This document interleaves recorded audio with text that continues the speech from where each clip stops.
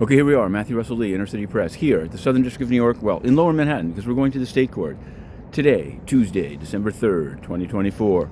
Now, we're heading early. It's earlier than usual, because we're going to make it into what may be the final day of the People of the State of New York versus Daniel Penny trial. We've been writing about it, and in fact, we published a book about it called Daniel Penny for Your Thoughts. So if you want to know it, you'll find it on Amazon. It's also in audiobook format, etc. I'll get more to that in a second. But on the Diddy docket, speaking of books, and on the Diddy docket, yesterday a new attorney filed to represent the United States. It's Maurene Comey. Maurene Comey. Now, of course, some people are going back into visiting the father on the daughter, but Maurene Comey was also on the Ghislaine Maxwell trial. So that is interesting. And I think in terms of the bail determination, although Team Diddy, including Alexander Shapiro and Mark Agnifilo, they made much about this Abercrombie EDNY case in which Jeffries was released on $10 million bail, and you may have heard it here first, Matthew Smith may be released today. EDNY, DOJ may make a deal for him to be released, and I can imagine Sean Combs maybe reapplying to Judge Subramanian for bail or using it as an appeal to the Second Circuit, because they'll say, look, DOJ is letting certain defendants out, but Ghislaine Maxwell was never released. She's now in jail in Florida, and she's lost her appeal at the Second Circuit, and it's because she was viewed as a risk of flight. I don't know if it was an obstruction issue.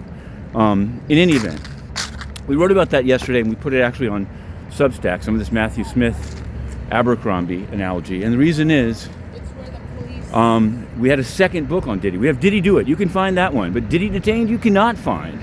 And so we've decided, at least for now, that some of this coverage that we've been putting into the books will be on Substack, so you can look for it there. You can also find actually the book about Ghislaine Maxwell, Maximum Maxwell. Okay, enough promotion. Yesterday we covered, after this difficult time trying to cover the Daniel Penny closing arguments day one. This is going to be day two with the prosecution. We covered the sentencing of David Brend of the crypto fraud known as ICOMTech. He got 10 years. He came up in a tracksuit. He said, it was maybe a sweatsuit, I'm not sure, from Florida. He read scripture. Judge Rochon dropped 10 years on him. So there's that. You can find that online. And we also covered the United Nations, where the U.S. mission to the UN, under Linda Thomas-Greenfield, now in a lame duck status, held a press conference but didn't answer the press, that is to say, inner city press's questions, including about corruption in the Colombia mission, including about a case down here in SDNY against UNRWA by U.S. citizens, in which the State Department is taking the position that the UN is totally immune from suits. So you'll have to find all that. We're going to cover them for the rest of the month. And there's a litmus test coming, because we're not even allowed into the UN, even though we write more stories about it than the people they have in there. I guess they don't like the stories. That's called censorship.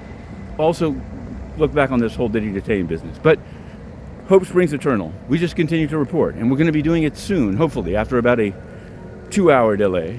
Waiting in the Daniel Penny trial, because one door closes, you try to walk in through another door. Inner City Press, that's the motto, to be continued.